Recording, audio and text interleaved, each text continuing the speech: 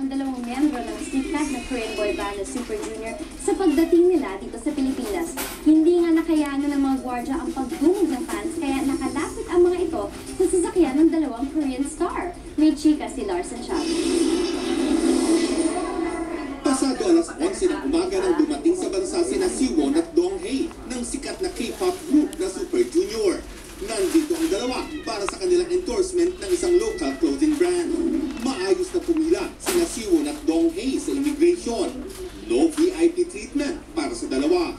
Paglabas ng airport, hindi na magkamayaw ang fans. Sinubukan pang pigilan ng mga guards ang mga fans, pero di nila kinaya at nakalapit din ang mga tagahanga sa sasakyan ng dalawa. Nag-trending naman ang mga katagang Sihae sa Twitter Philippines. Ang Sihae ang pinagsamang pangalan ni Siwon at Donghae. Nauna nang bumisita si Siwon dito sa Pilipinas noong Enero.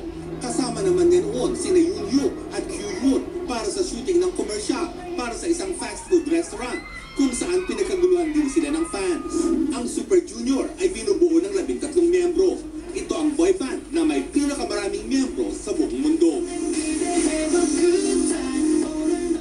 War Santiago, updated sa showbiz happening. And that is it for our Tuesday night chikahan. Tutok po ulit bukas for the hottest